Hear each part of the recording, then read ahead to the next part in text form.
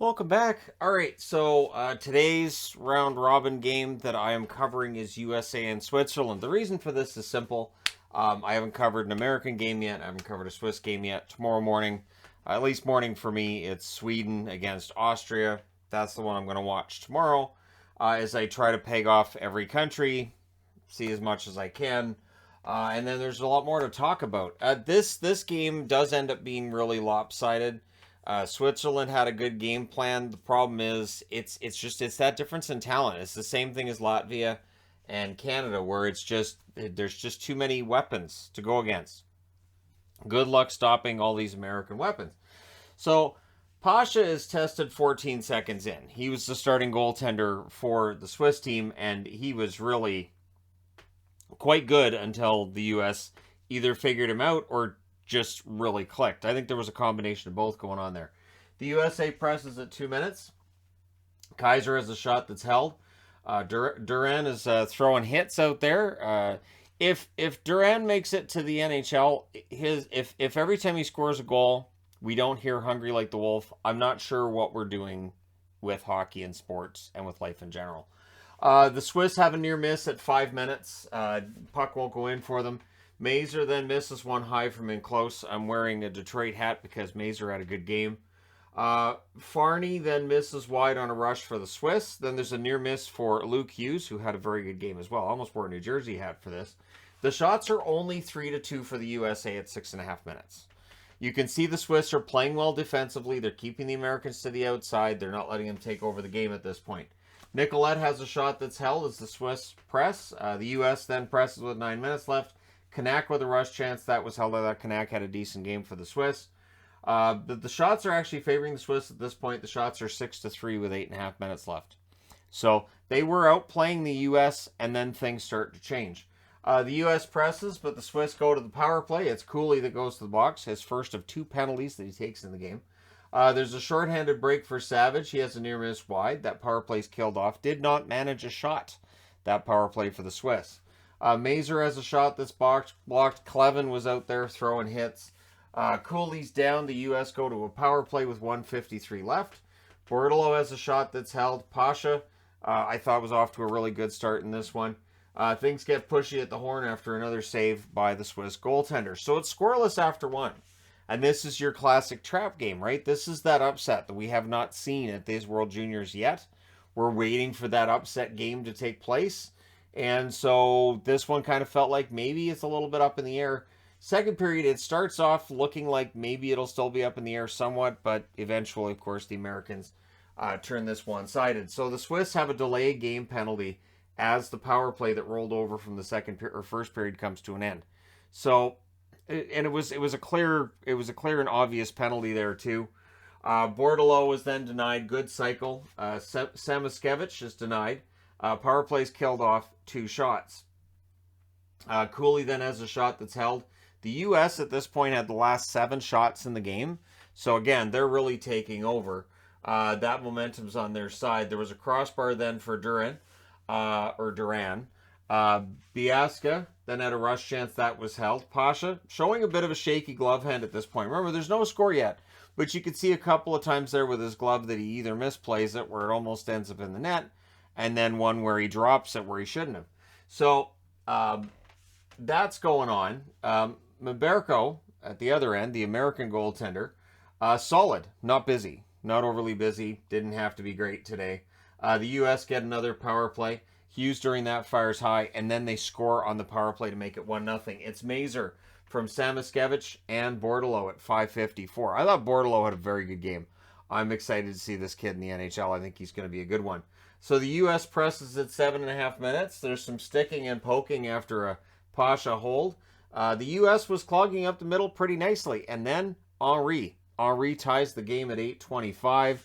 He scores on a rush. The momentum was all for the Americans, but now it's a tie game. This is where that trap comes in and really good goaltending if you can hold it down, but they really couldn't. Things get pushy then after another hold by Pasha. The U.S. presses at the half. Allensbach was really prominent, throwing some hits, playing a good game, and it was a physical game for both teams. But then Faber restores the lead for the U.S. from Bordelot and Hughes at 11:29. It was a set play on a face-off win after the Swiss iced the puck. And it was an icing that didn't have to happen. If you're watching the TSN feed, you know Johnson talked a lot about how he could have got center ice and then dumped it in, and he didn't. And he takes the icing, and that leads to the goal. So it was a great shot by Faber. No chance on that one. And then at 13:22, the U.S. adds a 2-goal lead. And there really wasn't any looking back here. It's Mazur again. He scores from Slaggert and Faber. Slaggert had a good game as well. It was a cross-ice pass and in. So there was no chance at all for the Swiss goaltender. 3 goals on the last 6 U.S. shots at that point. The Swiss try to answer. Hughes is then denied on a net drive. Nyes fires one wide. It's all USA as the time's starting to tick down. Truscott hits a post, and then Slaggert makes it 4-1 from Kaiser and Mazur at 17:16. So Mazur now with 2 goals and a helper. And it was a point shot. It was screened, and then Slaggert with the deflection. So there's no chance again for the goaltender. So as bad and as ugly as the score's getting, this is really about the U.S. taking over the game. At 19:23, final minute of the second period, Coronado makes it 5-1 from Hughes and Savage. So Luke Hughes with 2 assists to that point in the game. It was a perfect tip by Coronado. It was a good cycle. So again, you've got a tip here, a deflection here, cross ice and in here. Great shot off of a face-off win, and this one being a power play goal by Mazur that was just wired. So you have 5 goals in that second period for the U.S. I don't know which one of those the goaltender was supposed to save, but he's out. To start the third period, Patenaude is in for the Swiss. Mazur with a near miss early on. He was trying for the hat trick. He does not get the hat trick, but he still had a very good game. Cooley then had a rush that draws an early power play, and the U.S. scores on it. That makes it 6-1. It's Bordelot with the goal there and a nice goal too. So on that goal, Hughes and Samoskevich have the assists at 1:57. The U.S. then presses for another. Yeah, they didn't take the pedal off the metal at all in this one. Switzerland, though, they get a power play. There's a shorthanded rush for Luke Hughes during that. He fires wide, and the Swiss couldn't set up. This one's killed off, and again, no shots. So now they're 0 for 2. No shots on either of their power plays. Canuck then has a one-timer that's kicked aside, and we're back to 5-on-5. But the shots are 6-4 for the Americans with 8 minutes left. So they were locking it down pretty well. The U.S. presses at 9.5 minutes. Some nice puck magic by Luke Hughes. It is nice to see these elite-level players and their puck handling skills. It's impressive. Cooley has a shot that deflects wide. More pressure from the U.S. with 7.5 minutes left. Eventually, they get a goal again to make it 7-1. It's Duran who scores from Cooley at 15:23, and that's with Nyes screening in front of the net. So again, you're looking at a 7-1 score, and I can't pin this on Switzerland's goaltending. This is just the Americans putting on a clinic. So James misses high as the assault continues by the Americans. The Swiss get a power play. They had no shots on the first 2, but this one's a better power play. And for the Swiss, as was said by the commentary during this game, the Swiss's tournament starts now. They have games against Germany and Austria. If they win both of those, they can finish third and get a decent matchup maybe going into the quarterfinals, right? So Henry has a shot that deflects out. The Americans kill it off, but 2 shots were allowed by the American team. So the Swiss have that, I guess. Your final score is 7-1. The Americans undefeated. The Swiss without a win to this point, but as I said, their next 2 games are winnable games.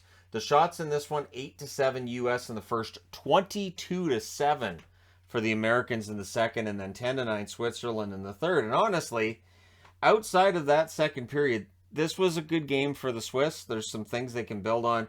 They just have to put aside what happened because neither Germany nor Austria have the kind of attack that the Americans have as defending gold medalists. So the players of the game for the Swiss, it was Dario Allensbach, who had a good, hard-hitting game out there. There wasn't really anybody else you could give that to. Maybe Henry, the one that gets the goal. But, yeah, for the Swiss, they just didn't have the puck very much for a lot of this game. Carter Mazur is the player of the game for the Americans. I would think Luke Hughes was probably number 2 on that list. But Bordelot had a good game. Slaggert had a really good game. Samoskevich. It just goes on and on. This is a very balanced American team. I'm anxious to see what happens when we get to the medal round and see how they do.